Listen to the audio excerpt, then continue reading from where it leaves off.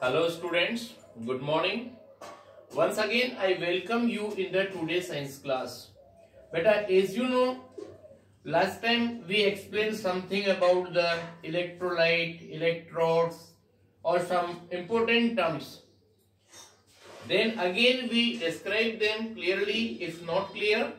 But first we want to study about the chemical effect of electric current.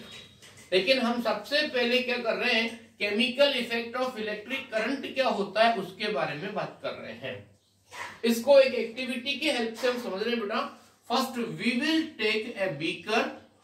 हमने एक beaker को arrange कर लिया और उस बीकर के अंदर हमने लगभग हाफ वॉल्यूम तक कॉपर सल्फेट CuSO4 फिलअप कर दिया. और उसके बाद क्या हुआ, take 2 copper plates and dip them into the copper sulphate. हमने यहां पर 2 कॉपर की प्लेट्स ले ली और उनको हमने इस सॉल्यूशन के अंदर डिप कर दिया up to the bottom portion, यहां तक की टच कर दिया. Then after make a circuit. उसके बाद हमने क्या करा, इसको इलेक्ट्रिक सर्किट से कनेक्टेड कर दिया. ये इलेक्ट्रिक सर्किट होगा, वायर्स होंगे. उसमें फर्स्ट नंबर आपके पास बड़ा साइन होगा जो पॉजिटिव रिप्रेजेंट करेगा, छोटा नेगेटिव होगा, फिर पॉजिटिव, फिर नेगेटिव. और इस तरह से यहां पर एक छोटी सी आपके पास प्लग या की होगा और उसके बाद में ये सीधा कनेक्ट होकर के और ये इससे जुड़ जाएगा. ये इलेक्ट्रिक सर्किट अपने बना लिया. उसके बाद हमने यहां पर इसके अंदर अगर डॉट लगी है, इसका मतलब इसमें electric current from positive terminal to negative terminal जा रहा है, इस बात को इंडिकेट करता है. तो कुछ टाइम के लिए हम इसमें देखें, switch on the circuit and leave the current for about half an hour. आधे घंटे के लिए इसको छोड़ देंगे बेटा हम. और आफ्टर हाफ एन आवर जब हम देखेंगे, a reddish deposit of copper is seen on the negative copper plate. मतलब ये जो नेगेटिव कॉपर प्लेट है जिसको हम कैथोड नाम देते हैं, इसके ऊपर रेडिश ब्राउन लेयर डिपोजिटेड हो जाती है due to the deposition of the copper. मतलब कहने का क्या हुआ कि जो CuSO4 है ना आपके पास, वो इलेक्ट्रिक करंट पास करने पर Cu2+ और SO4 2- के अंदर डिवाइड हो गया. तो इस वजह से ऐसा इसके अंदर हुआ. फ्रॉम इस conclusion of this activity that electric current break up water into the constituent gases oxygen and hydrogen, जो हमने पिछले लास्ट टाइम पढ़ा था. और कॉपर सल्फेट सॉल्यूशन जो है वो इसके कॉपर और अदर कॉन्स्टिट्यूएंट ऑफ उसमें अंदर डिकम्पोज हो जाता है. सो when electric current is passed through a certain liquid or solution that conduct electricity, chemical changes occurs. मतलब जब किसी भी सॉल्यूशन में से आप इलेक्ट्रिक करंट पास करते हैं तो उसके अंदर जो चेंजेस हो जाता है उसको बोलते हैं हम केमिकल चेंज. और इस इफेक्ट का नाम होगा बेटा chemical effect of electric current. इसके बाद आगे सुनिए आप, the phenomena of causing chemical change by passing electric current is called chemical effect of electric current. मतलब क्या हुआ कि एक ऐसा प्रोसेस जिसके अंदर इलेक्ट्रिक करंट पास होने से केमिकल चेंज होता है, उसका नेम क्या होगा, chemical effect of electric current. अब इसमें एक बात याद रखना, इलेक्ट्रोलाइट क्या होता है. इलेक्ट्रोलाइट इसमें याद रखना, the liquid used for electrolysis. Electrolysis first term समझ में आ गई. दूसरा नंबर होता है बेटा इलेक्ट्रोड्स. इलेक्ट्रोड्स मीन्स हम क्या कहेंगे, rods through which electric current, rods through which electric current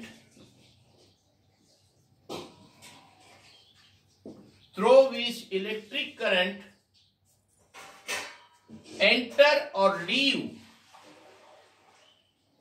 enter or leave electrolyte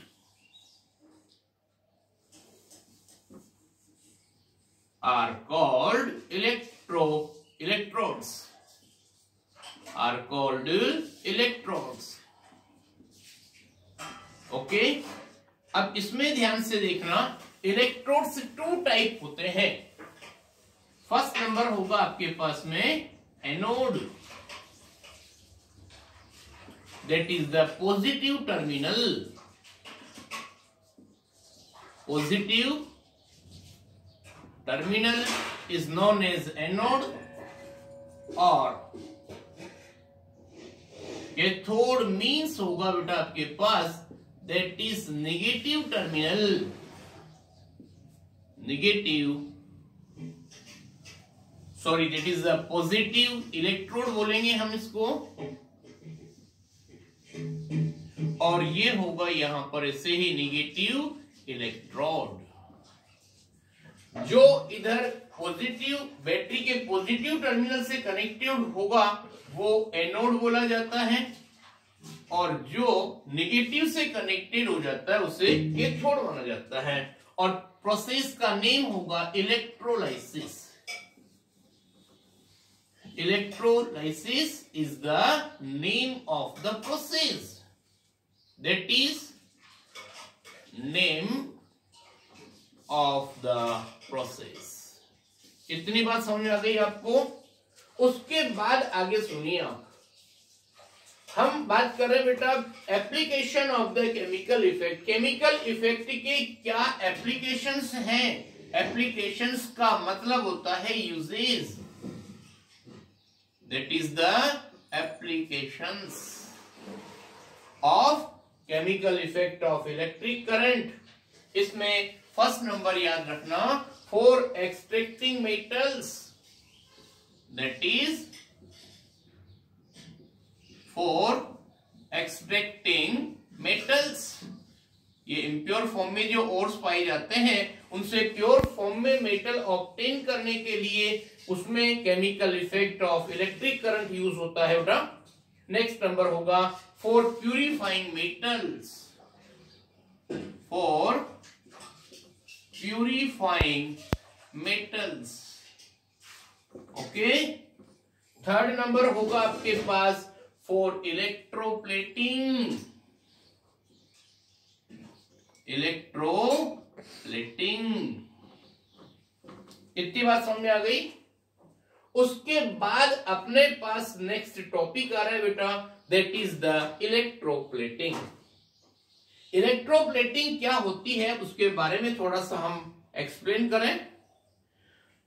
The process of depositing a layer of any desired metal on another material by means of electricity is called electroplating. मतलब electricity की help से जब one metal के ऊपर दूसरी metal deposit कर दी जाती है उसको बोलते हैं what sir? Electroplating. Only definition याद रखना. इसमें कुछ बातें बता रहे हैं हम आपको. For example, deposition of chromium on car parts, bath tape, bicycle handle bar, deposition of silver और ब्रास और copper done by the electroplating. तो ध्यान से सुनना, आपके जो भी कार के मेटेलिक पार्ट्स आते हैं, बाथ टेप आती हैं, बाइसिकल हैंडल है और इधर से सिल्वर और ब्रास और कॉपर होती है, इनमें इलेक्ट्रोप्लेटिंग की हेल्प से एक मेटल के ऊपर दूसरी मेटल की लेयर चढ़ाई जाती है. So do you wonder how a layer of one metal can be deposited on the surface of another metal? We will study now in the next drill. But before it, we want to know about one science bit. Have you heard the one scientist name, that is the Michael Faraday? बेटा इसमें एक scientist का name आपने सुना होगा, GK वगैरह में और साइंस में भी है, तो और बड़ी क्लासेज में ज्यादा मैटर इनका आएगा माइकल फेराडे का. तो उसके बारे में कुछ बात हम बता रहे हैं आपको. क्या लिखा है देखो माइकल फेराडे के बारे में. First one, he was the invented many electric device name, that is the Michael Faraday. Michael Faraday को क्यों जाना जाता है? First number, that is the invented for electric Motors.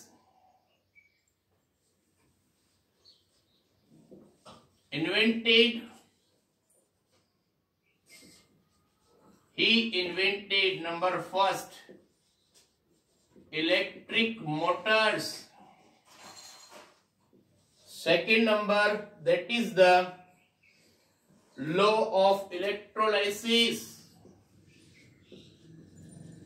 Laws of electrolysis. Okay.